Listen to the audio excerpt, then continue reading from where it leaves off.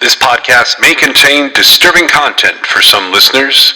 It's intended for mature audiences. Listener discretion is advised.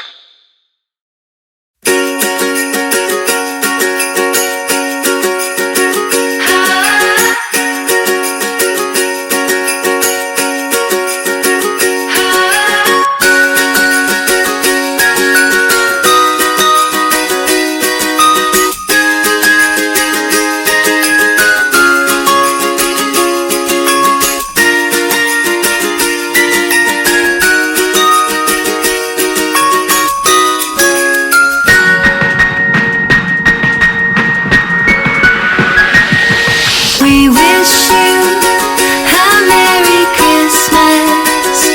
We wish you a Merry Christmas. We wish you a Merry Christmas and a Happy New Year. We wish you a Merry Christmas and a Happy New Year. This is True Crime XS Christmas.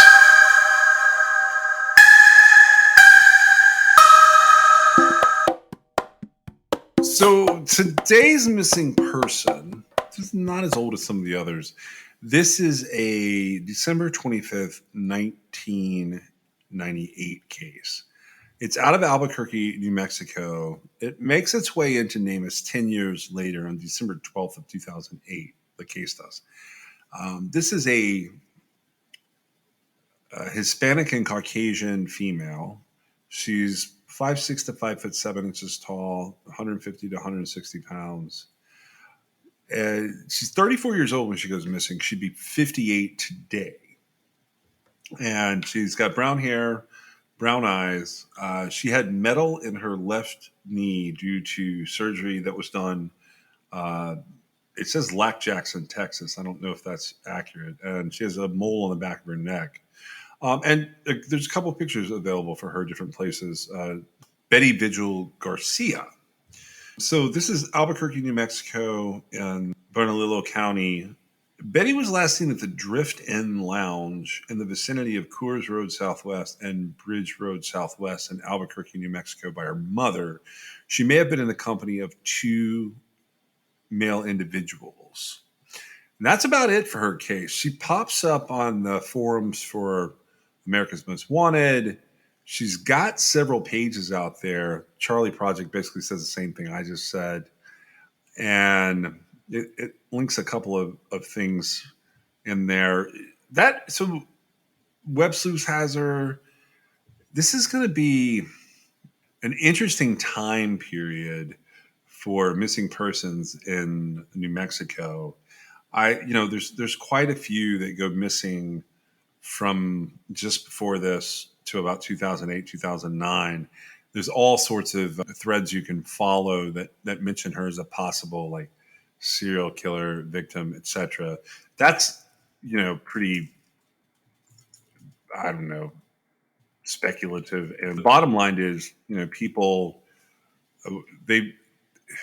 you want to go and you want to find these people. You want to draw attention to the cases, but you don't want to speculate in that direction too far. I will say that the Drift Inn Lounge does not have the best reputation on the planet. Generally speaking, one of the things I found online about it was people saying it's essentially where you go if you want to get shanked. Oh, wow. That's more recently. But literally, there was a response somewhere online when I was looking for it. It said the Drift Inn Lounge on Bridge and Coors is where you might get shanked. Right, but she was there on her own volition, right? Yeah, I'm not saying anything about it. I'm just saying its reputation on here. When I look at cases like this, I always have a bad feeling when someone is seen leaving a bar with a couple of people. Like those cases, they very rarely turn out to be anything good. I don't know for sure that's what happened here. That's just what's referenced. Right, and I don't understand why those cases aren't solved, right? Correct. Yeah, those cases should be sort of witness heavy in some ways. The location of the Drift Inn Lounge, from what I could pull up, was 1119 Old Coors Drive Southwest. Not 100% certain that it's there anymore. When I go looking for more information about sort of just her, I don't see anything. There are a few articles that popped up back then in terms of like kind of covering her case, but I don't see a lot about her personal life. Did you No, see and I anything haven't. else? No, and sometimes if you look, especially through like forums and stuff, occasionally you'll come across somebody who knew the person, right? Or family of the person, or sometimes it's even like distant family that didn't know the person, but they know a little bit more about the story. And I couldn't find anything like that on this particular case.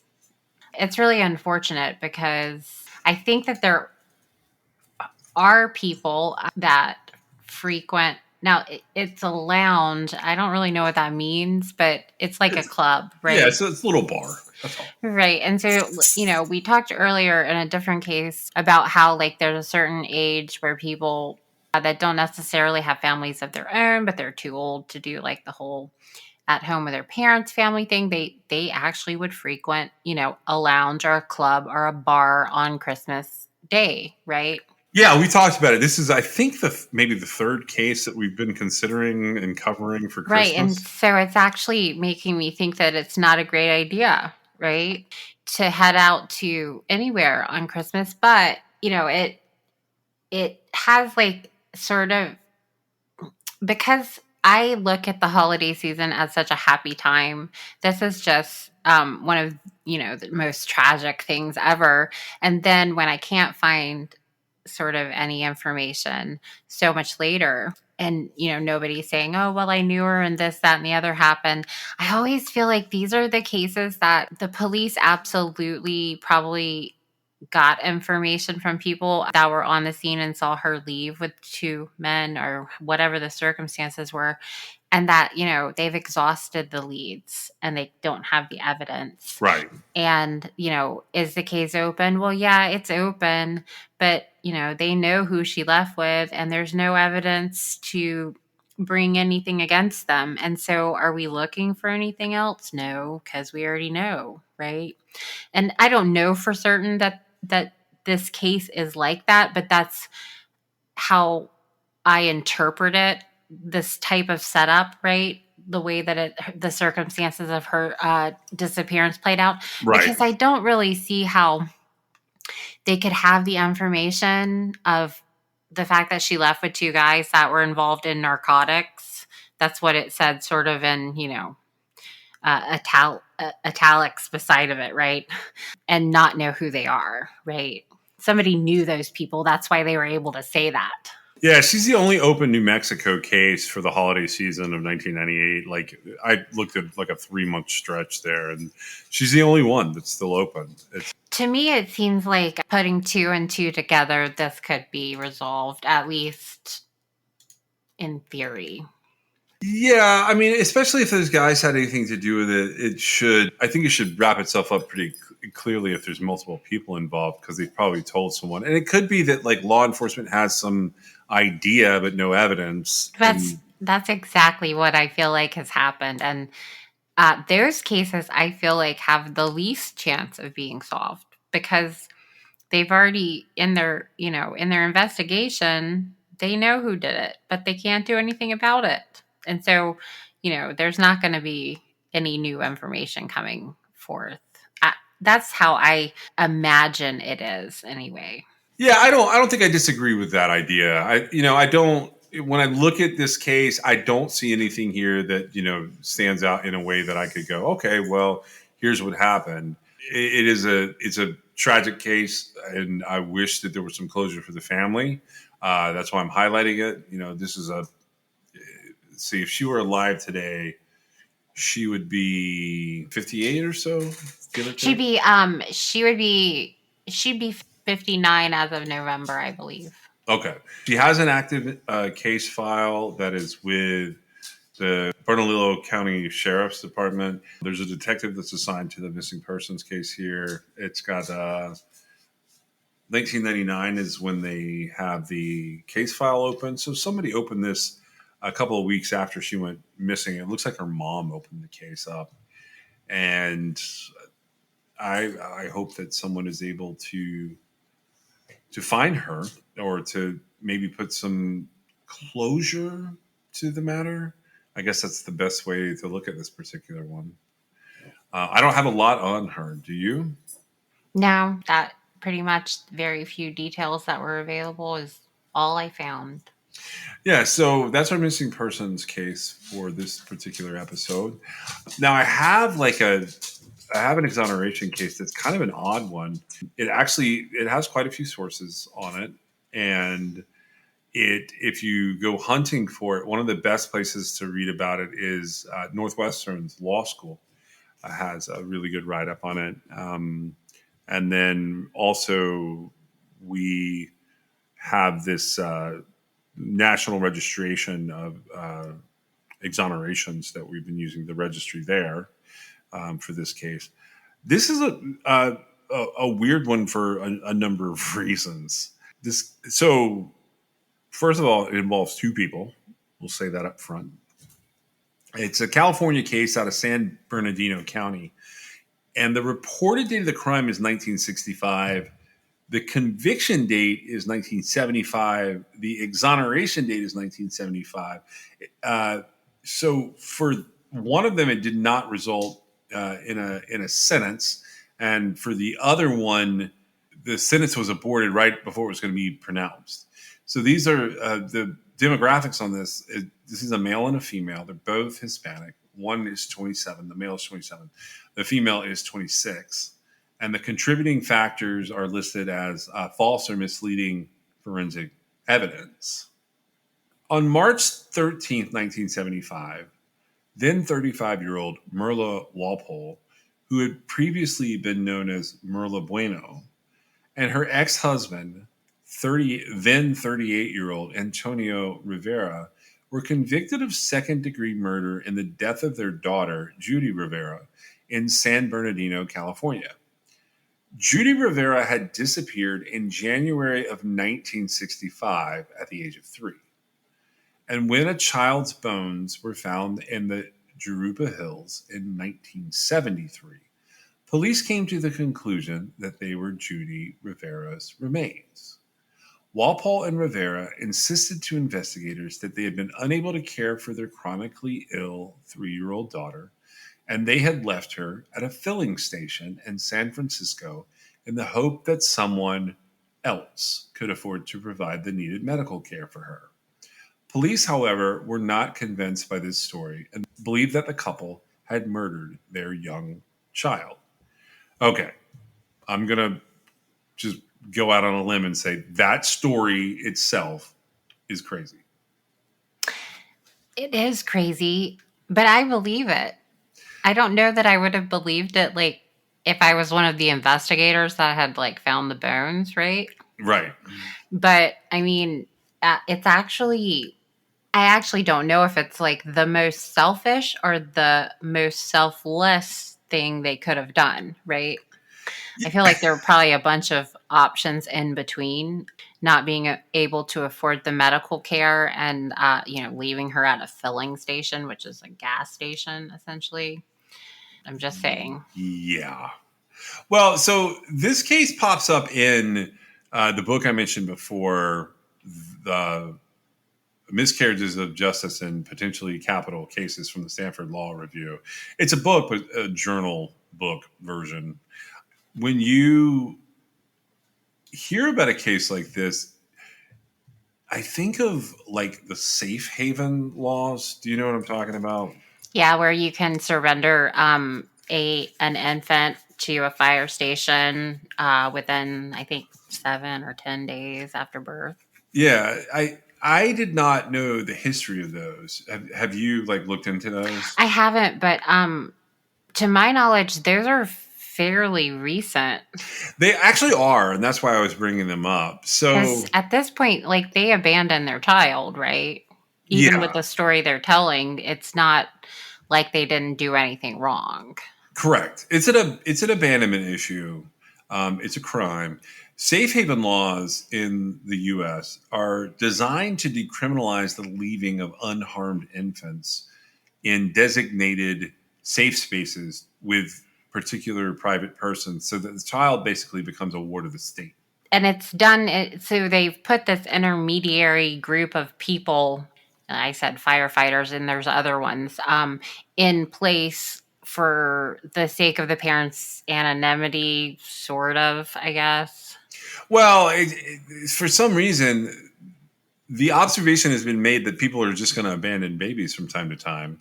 And they wanted to at least give a way to do that to parents who weren't going to go through the process you would normally go through, as if you can think of it as a normal thing. Right. And the way that I haven't researched this hardly at all, but I remember the way I associate the safe haven laws that came into play, allowing for children to be left certain places. I remember like this rash of cases where like basically unwanted infants were like, secretly being born and being put in the trash and they were dying from like exposure. Now, I don't know that that's actually what occurred, but that's how my brain sort of remembers all that. Yeah, that has been a thing that like is just sensational enough to kind of pop on the news and be viral for a minute and then disappear.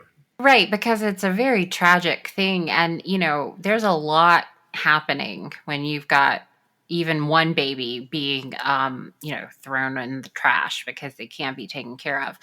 So I'm sure it was sensationalized to the point that it sticks out in my head, right? But that's how I recall it. And I've always thought that, it's certainly a better option than, throwing them in the trash. Correct. And so at this point, all 50 states, plus Puerto Rico and the District of Columbia, they have enacted such statutes. Texas was the first state to create a safe haven law, and that was in 1999. It was in reaction to 13 incidents of child abandonment that had happened in 1999, where 3 of these infants were discovered dead.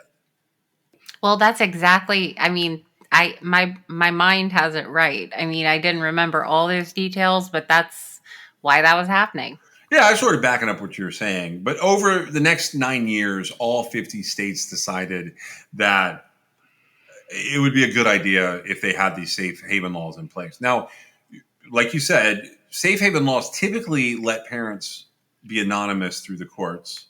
There is a numbered bracelet system. I don't know if you've heard about this, but that's a frequent means of linking the child back to the parents. They basically have a set of numbers that correspond between the two. That they put on them? They put it on the baby, and the parents are given the other side of the bracelet, basically. Oh, so they actually have to like talk to the people there. There are, yes, in some places, yes.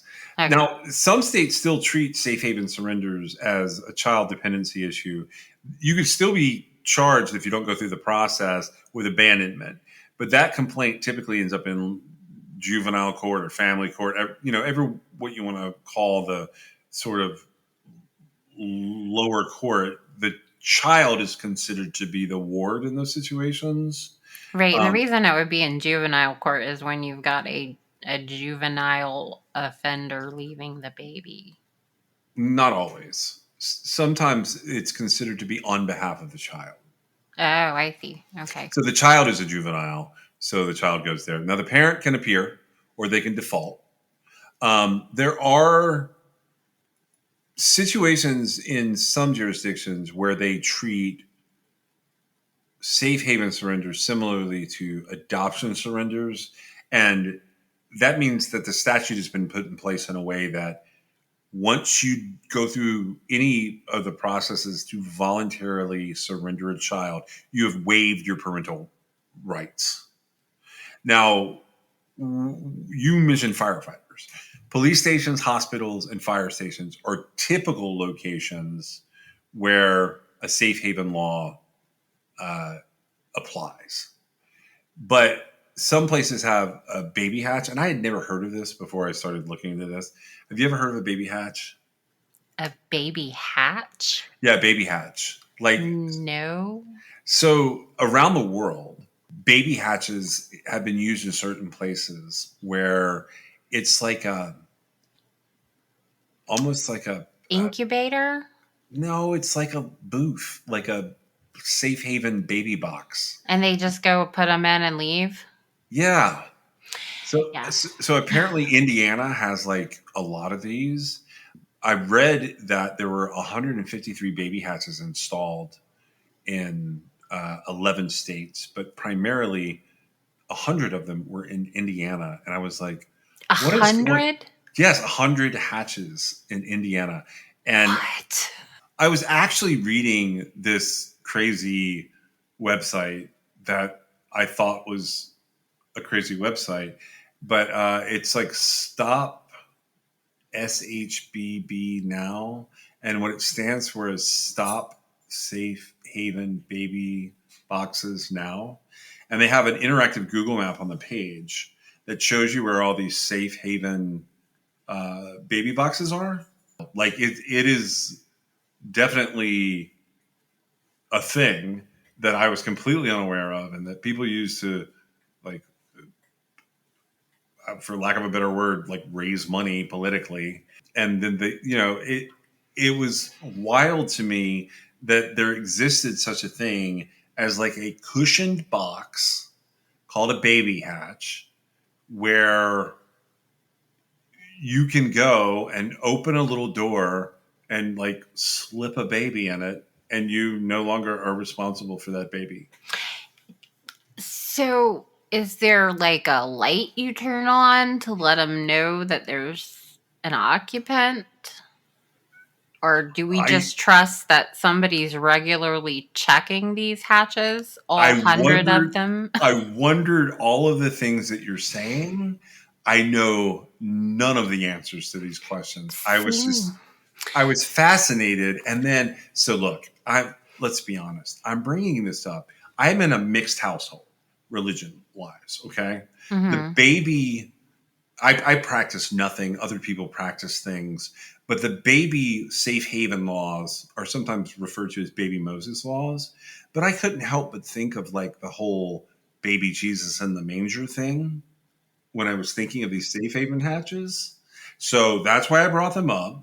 And I figured this case would be a particularly good place to like talk about some of this random knowledge that I have developed in some of this. So, because like when you have someone in your house who was not raised in the same religion you were, because I was raised in sort of a Christian household with church and like all of the things that go with that. My wife is Jewish, which is not just religious, it's also cultural. There are differences that you find yourself like having to explain weird traditions and things that like you think of as totally normal.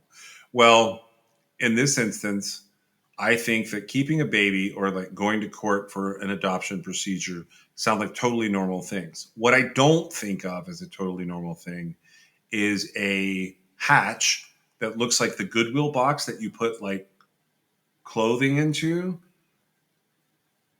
being a place that you put a baby. So, is there somebody in your household that thinks that's completely normal? No, I was just Okay. saying, like, we were talking about like nativity scenes, and I realized that at the You've made holiday a times, really weird association. well, there in the nativity scene, there's a baby in the little Right. in the But manger of like if you see that at a church or you see it like put out as a, whether it's live or it's a like some people use it as I don't want to say decoration, maybe that's the wrong word, but like some churches here driving around, we would see nativity scenes out, right? And lights and yes. things like that. Well, there's a little doll in the little hatch. And what I realized was on the side of the safe haven stations,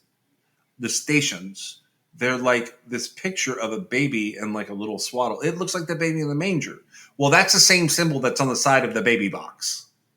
Yeah. This is all a weird concept to me. Okay, so this has been controversial for some places and some people. Supporters of the safe haven laws have said that the laws save lives by encouraging parents to surrender infants safely. They provide an alternative to abortion, an alternative to child abandonment, and an alternative to infanticide, which I guess those things should be obvious to people. But But it's so different though.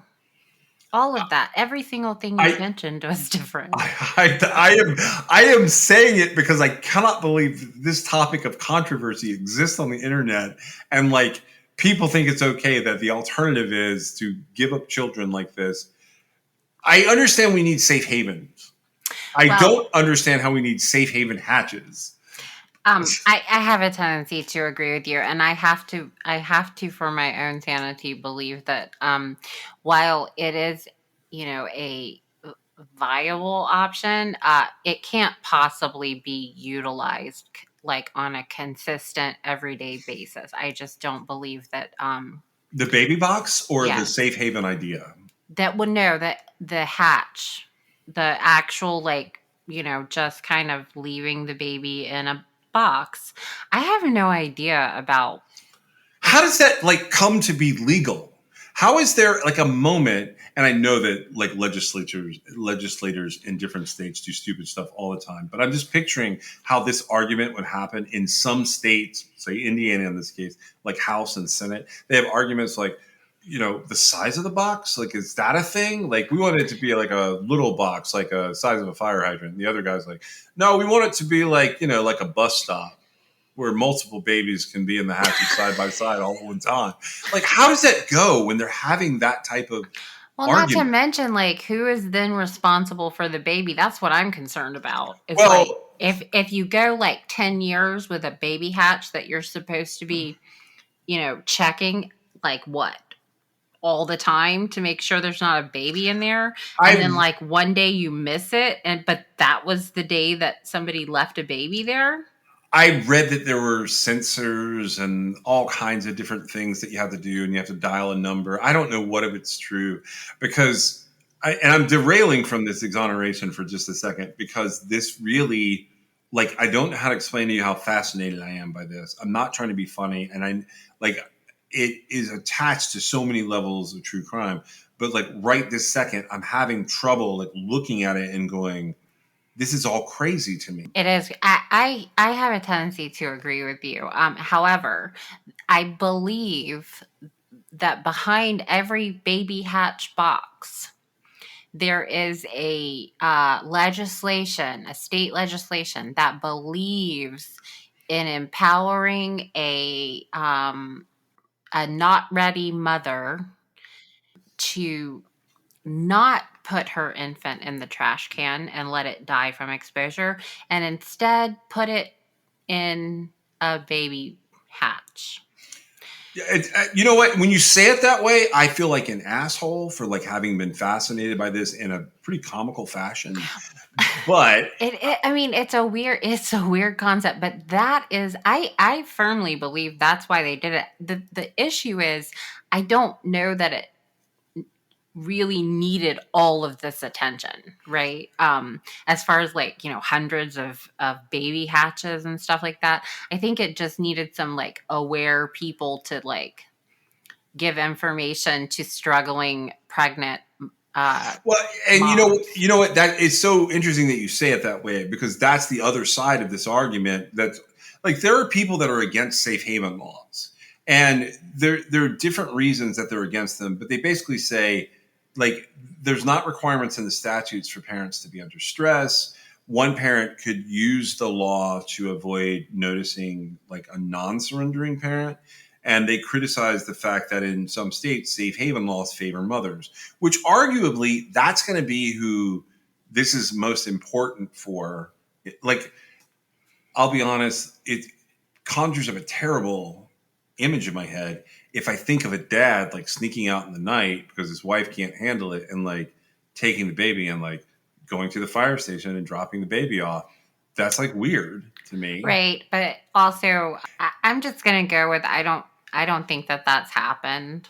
Well, no, it doesn't. And so the other sort of critique of all this is that there are frequently already on the books different types of temporary surrender laws, and that is specifically for parents who don't know what they're doing. So parents who are unsure about like whether they're going to keep their child or put it up for adoption or whatever, they're like these safe haven laws kind of make it a permanent version of what used to be like I don't want to say mental ward, but mental health rehabilitation facilities where a mother, usually not a father, could check in and be like, I don't know what I'm doing. I'm too young. I'm broke. I'm poor, whatever. And they could get services to help them prepare for parenthood. Uh, Possibly. I really do think that, see, in that case, in that type of case, I feel like that's not the same sort of mindset that's going through what this is aimed at, right? Yeah, no, like you're absolutely 100% correct at what this is aimed at because it starts in Texas where they have these child abandonment issues where several of them were, found dead. It was like a rampant problem, Yeah, and I remember it happening that and like it across the was U.S. right, and it was in the news, and like it's entirely possible. A lot of unidentified bodies in Namus are infants. I would say that Yeah, confidently, and it as we got on a more like as we were headed towards the 24-hour news cycle, which you said this was Texas 1999, so that's about when we were headed that way. I imagine it could have been happening already. It's just the exposure increased, right? Like suddenly we knew about all these cases. yeah, And so timing wise, I feel like I feel like this is probably like an age old type issue that probably goes back a long way, as far back as like Jesus in the manger, right? I mean, that wasn't exactly the same thing, but I get what you're saying there. And this is just a more diplomatic way of trying to handle it, right? yeah. But so I don't think that these parents that we're talking about today would have had the option at that time.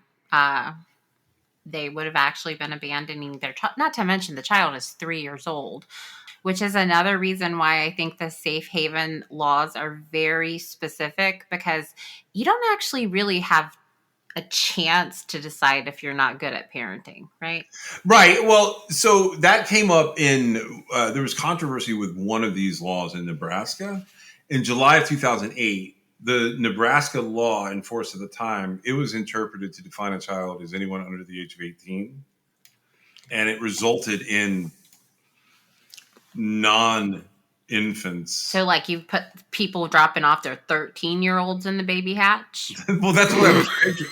That's what I was picturing. This sounds terrible, but that's what I was picturing. But under the prior version of their law, they had 35 children dropped off at Nebraska hospitals in a 4-month span, and they had people coming from other states to drop the children off. How old were the children? Different ages, up to older teenagers. The law was changed in November 2008, only allowing for infants up to 30 days old to be surrendered. So at Right. that point, it no longer applies to the case that we're talking about at all. But I went down this rabbit hole, and I'm taking you and the audience with us because it is like child abandonment in the United States has a pretty like wealthy history that you can go and read about lots of different things that have happened. And it's not just what you were talking about, where the 24-hour news cycle has picked it up and made us aware of it. Also, recently, there was a spate of these cases where many years ago, there used to be in high schools and other places, younger girls and younger adult women abandoning their children. Those cases are now starting to be solved with investigative genetic genealogy. Right. Actually, there was There have been several of them. but yeah, it's because the DNA is linking them back, right? Yeah. And as far as like not putting your DNA out there because you don't want that to happen, you don't have to put your DNA out there. Somebody you're related to has put it out there, and timing is everything as far as that's concerned, right? Because they're going to Yeah. know approximately when the baby was born. Back to this case for a second. We're in March of 1970. Well, we're in February and March in 1975. We're at a joint murder trial of a couple who have gotten divorced in the meantime. So it's for a crime that happened in 1965. They get arrested many years later after bones are found in 1973. They're thought to be the remains of Judy Rivera and her parents, Merla Walpole and Antonio, uh, Antonio Rivera. They're they're having a joint murder trial, and they're in front of a judge named Thomas Halderson, and they've got a prosecutor named Betty Dyke. She's the deputy district attorney at the time in San Bernardino County. She brings in bone specialists, Dr. Judy Sushi and Dr. Stuart Shermas. And these bone specialists testify that there's a 95% chance that the bones that were found in Europa Hills are those of Judy Rivera. 95% chance. And that's based on abnormal bone formations, which Sushi and Shermas found to be consistent with Judy Rivera's medical history. So they're testifying that they believe this infant's bones that are found in the hills are Judy Rivera's. So both Wapple and Rivera, they end up testifying before the jury, and they tell the story of the abandonment of their young daughter in San Francisco 10 years ago. A private investigator has been hired by the defense named Vincent Palermo, and he testifies as well. Palermo says he traveled to San Francisco and he met with a social worker who recalled a case of abandonment similar to the circumstances described by Rivera. So Antonio Rivera's testimony matches up with what Vincent Palermo has found. That abandoned girl had been renamed Judy Gasse, Gasse, by the authorities involved in the San Francisco case. The records relating to Judy Gasse's case were consistent with the events described by Merla and Antonio. Judy had since been adopted, and her current name and location could not be disclosed because her adoption records had been sealed.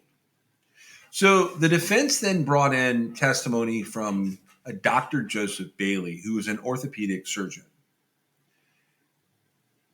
They were able to give him the available medical records of this little girl, Judy. And Dr. Bailey testified that the x-rays in the medical records for Judy matched Judy Rivera's medical records. So basically, Judy Gasse and Judy Rivera were probably the same little girl. Now, this testimony gets disputed later at the trial by a rebuttal witness named Dr. Walter Stilson. He's a radiologist, and he testifies that the x-rays of the two Judys show the bones of two different people. The police officers who had initially handled the abandonment case in San Francisco, the little girl found at the gas station, testified that that little girl had spoken haltingly, saying that her mother was named Betty and her father was named John. But both officers agreed that the child resembled Merla and Antonio. On March 13, 1975, the jury found both Walpole and Rivera guilty of second-degree murder. Sentencing was scheduled for April of 1975, but Walpole and Rivera were allowed to remain free on bail until that time.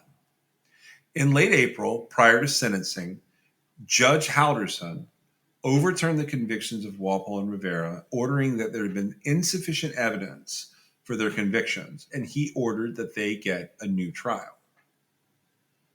In October of 1975, a couple of months later, an investigator for the San Bernardino County District Attorney's Office named Timothy Martin, he went on a pretty deep dive investigation to find the little girl who had been abandoned, and he located her living near San Francisco. Extensive blood tests and bone records confirmed to the satisfaction of the prosecution that Judy, from the abandonment case, was likely the child of Rivera and Walpole, to whom she also bore a strong physical resemblance. In November of 1975, Chief Trial Deputy District Attorney Donald Feld recommended that the charges against Walpole and Rivera be dismissed. And on November 21st of 1975, the charges were formally dismissed. So this comes from Megan Barrett Casino on the National Registry of Exonerations at the University of Michigan Law School. Had you ever heard of a case like this before? I don't think so. One thing that I found interesting was the New York Times reported, I guess it would have been like right after it was sort of figured out that like they didn't kill anybody and their daughter was alive, right? They reported about the teenager. So I guess she was about 13-ish at the time. She was going to visit the parents that had been on trial for killing her. That's how the title of the article is, which is interesting, right? Yeah. Because clearly she's not dead. But something I thought was interesting was the reason her name ended up being Judy Gass was because she was found at a gasoline station. Yeah, I saw that. And to me, I was kind of like, I wonder why maybe they didn't reveal her name. That she was, because she ended up being adopted, right? Yes. And she was very close by where she had been abandoned as well. She was not far from there at all. Right. And so they don't elaborate any further about how this went as far as, I can only imagine how that went. Well, I just thought this was a cool Christmas episode to have. Don't you think? Well, yeah. And part of the reason I brought this article up is because being published November 23rd, 1975 in the New York Times, in 1975, Judy was making plans to visit her biological parents for Christmas. Aww. After they had been, I don't even know what the word is, after she was alive, so there was no need for anyone to be tried for her murder. I tried to look, it kind of gets lost in a lot of things. I never saw if they identified those bones. I did. I tried to look it up. I pulled up the date and the time and the location. Mm-hmm. I don't see an infant from that time period that matches with what we were looking at. So it would be a toddler. I don't see a small child. Right. Okay. From that time period, but also I have found that, like, sort of generally speaking, California is real weird about how they use NamUs. I wouldn't necessarily expect to see it. Well, yeah, I don't. So looking at how you could search in there, you would have infant, pre-adolescent, and here's where I sort of dropped off. When I go looking for California in pre-adolescent, so removing the idea of, there are 16 cases, and there was one from February of 1973, but it was for a male. So it said that there was a baby doe in 1973 recovered from a shallow grave in the foothills of Fontana. That's as close as I got to this case. These bones thought to be Judy being entered into NamUs. Right. Yeah. So I feel like this type of thing where, the bones are preemptively identified incorrectly. There's I don't know how much of a spectacle it was, but there's a situation where parents are charged with the murder of the child they believe the bones belong to. And then they find the child alive, right? I feel like it can really put the underlying case in a shadow, right? It really can. And that's the really unfortunate part because in this case, everything had worked out, even though, she had been abandoned. It did seem like they genuinely wanted what was best for her, and perhaps she ended up getting it. But, in the back of my mind, I'm going, well, whose bones were those? And it's really hard to kind of pin that down. Yeah, so that case got entered into NamUs in April of 2011, and it had something on the profile, if that's the right one, because it's San Bernardino County, it's the right year, it's a child between the ages of 2 and 4. It had something on the profile that I had never seen before. They list that the child had a child's rosary with a gold-colored crucifix, and then everything else they found that day is listed as description withheld as possible evidentiary value. So that's probably the child. That's what I think. I think this But is they've determined it to be a boy. Yes. Yeah. But we don't know how long that took. I mean, I do not know. It has a agency case number from 1973. September Jones was the detective who was on it for a while. But I noticed that there was no current investigator listed, and the coroner had the case. Wow, that's really interesting, because that probably is that is probably the case that we're talking about. That's what I think. I did find that one though, and it's a male. So not only did the people testifying get it wrong about the bone conditions and the X-ray comparisons, they also got it wrong about the gender of the bones. Right. And so, yeah, that's the case, because the comparisons indicate that it had been ruled out as being Judy Rivera. Well, there you go. And I just pulled that up and saw that. It had actually checked it against a missing person from 1949. Huh. So that's interesting. So they do have the DNA, right? Yeah. And yeah, I guess, but I mean, determining, I imagine her case, somebody had to have noticed a child missing and reported it, right? And I mean Judy. And then it was probably one of the only ones in the area, and that's why that all came up, right? Yeah, that's actually a good point. It is a little strange that we get all the way to them being charged with murder. Well, right, because okay, her parents didn't even report her missing. Yeah, they didn't report her missing, which weirdly enough, that's one of our rules. If somebody doesn't report someone missing, that's a great person to put at the top of your suspect list. Well, sure, and that's exactly what happened, right? When a baby turned up, I don't know what the circumstances were, but other people in a child's life are going to notice that they're not there, even if they are. I mean, I guess in rare cases, it's possible that nobody else notices. But even if they are young, you've got aunts, uncles, grandparents, neighbors, somebody could notice something. And I'm sure somebody did notice something and they reported it. And, I don't know that an investigation was done, but when there was enough somewhere that tipped that it gave somebody a red flag to say, hey, we need to go talk to these parents, right? Yep. I don't have anything else on this one, do you?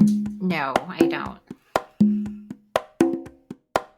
Thank you for joining us. We'll see you next time.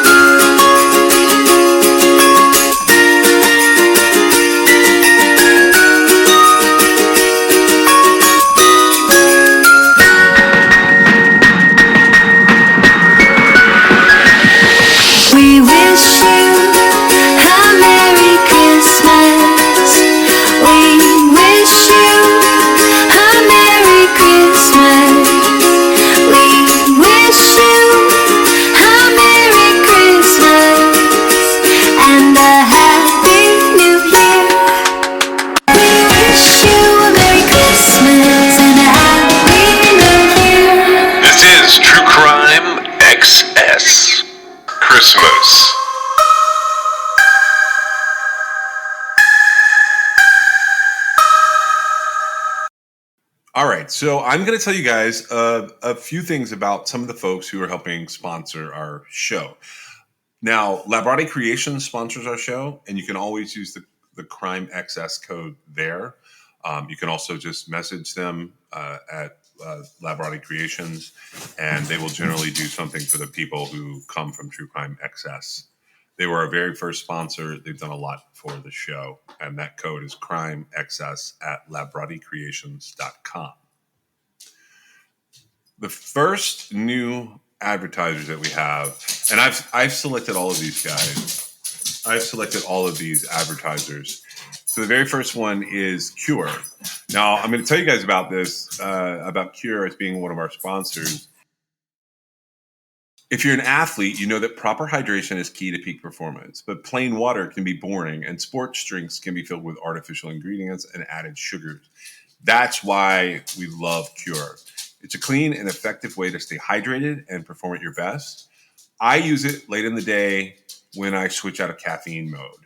Specifically, when I hit the pool or I go play tennis with my wife, I use Cure to help me stay hydrated.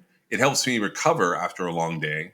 Now, you guys may not know this, but I build things. And right now, I've been building several structures on our property out here.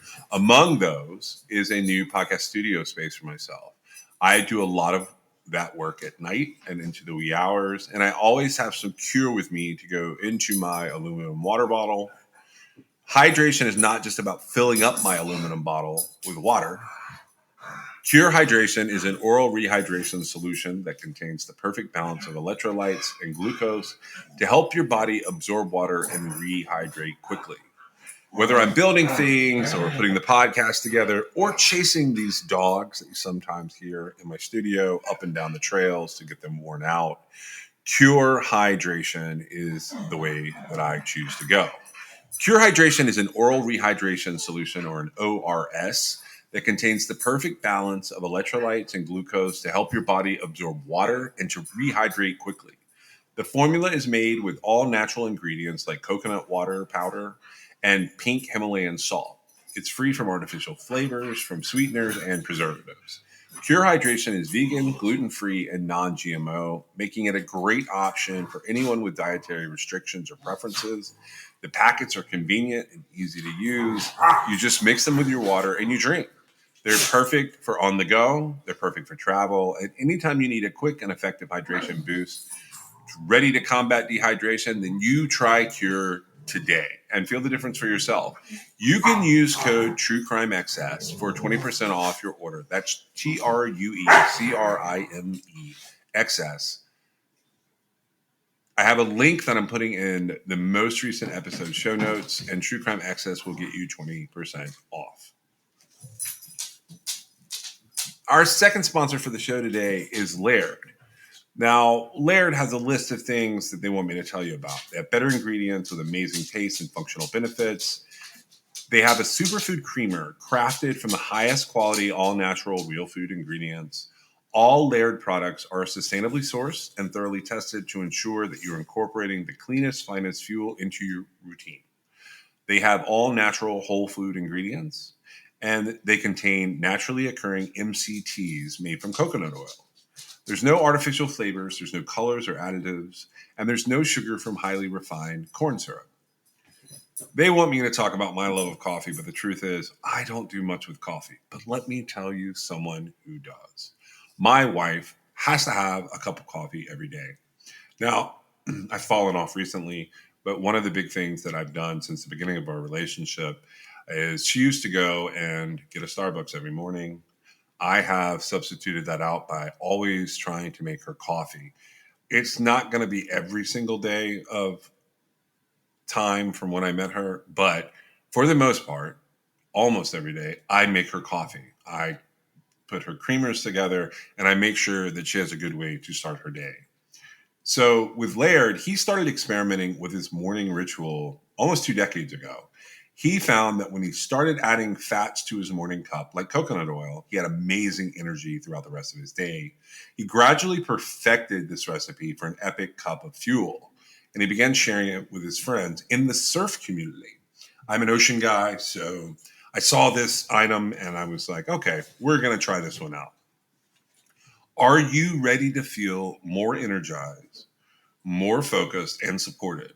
Go to lairdsuperfood.com and add nourishing plant-based foods to fuel you from sunrise to sunset. And you can use our promo code at checkout to save 15% off your purchase today. Our offer code for this for Laird is going to be True Crime XS. Pretty much everywhere except for Lab Body Creations. If you use True Crime XS, that will get you at Laird, it'll get you 15% off. At some of the other places, they'll get you 20% off. I'm going to tell you about two more sponsors today. So the first one is, the third one is Liquid IV. So let's talk about the real reasons that you need to hydrate. Late night TV binging, back-to-back Zoom meetings, going on a walk with your friends. Everyday hydration is not just for high energy athletic endeavors. Liquid IV is the #1 powdered hydration brand in America.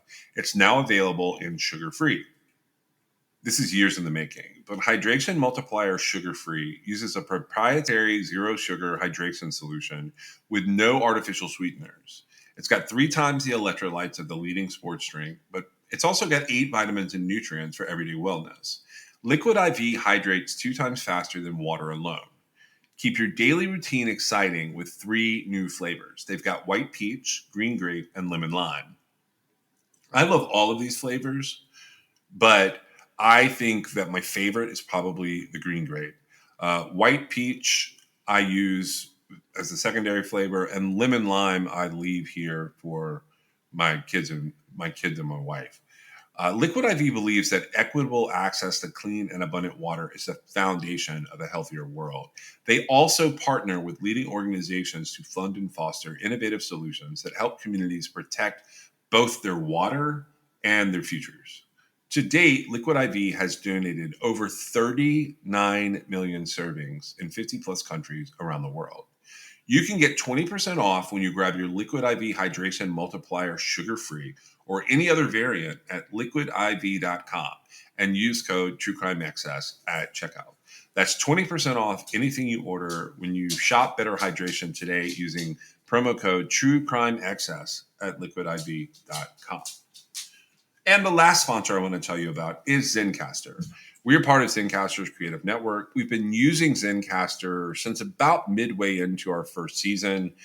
Meg and I experimented with a lot of different ways to put the podcast together. And the truth is, Zencastr was an integral ingredient to us being able to bring you this show. It's so easy. It's now super easy. You can record a podcast with Zencastr. You can log in using your browser and you start recording a high quality podcast right away. You can record studio quality sound and up to 4K video with your guest. You get to feel a sense of zen knowing that Zencastr's multi-layered backups ensure you will always have your recordings in the highest quality, even if the connection is unstable. You sound your best. I mean, if you've ever worried about what you sound like, Zencastr's post-production process makes you sound buttery smooth. It automatically removes those ums and ahs in your recordings. It removes those awkward pauses in conversation too. You can set the right podcast loudness and levels while reducing background noise with a click of a button. That's how you don't hear my dogs every second of every episode. Zencastr is all in one. If you've thought about podcasting before and realized that you need a lot of different tools and services, those days are now over. With Zencastr's all-in-one podcasting platform, you can create your podcast all in one place, and you can distribute to Spotify, Apple, and other major destinations. Just go to zencastr.com/pricing and use my code TrueCrimeXS, and you're going to get 30% off your first month of any Zencastr paid plan. You can also check out the other plans they have available. I want you to have the same easy experiences that I do for all my podcasting and content needs. So zencastr.com/pricing. The offer code is TrueCrimeXS, and it's time for you to share your story today. We are also adding New Era as a sponsor for the show. New Era Cap is a headwear and apparel brand founded in 1920 in Buffalo, New York. Now, I actually have some experience with New Era caps. My dad and I have been through multiple iterations of baseball caps through the years. We collect different styles, different eras, and now my teenager has started his own cap collection and has several new eras as the centerpieces. Our favorite teams may not be the same, but our outfits are all topped with the same new era ball caps. We love the quality and the ability to wear what the players are wearing. Not to mention, New Era is the leading headwear manufacturer with quality licensed products. You can support your favorite college or pro team in style from the official headwear provider for the MLB, NFL, and NBA. You can get a stylish accessory for your everyday ensemble and support True Crime XS. Just shop the official headwear and get 15% off when you go to neweracap.com. That's neweracap.com/truecrimexs. You can also use the code truecrimexs at checkout. That's it. That's all you have to do. And that's 15% off your order using the promo code truecrimexs.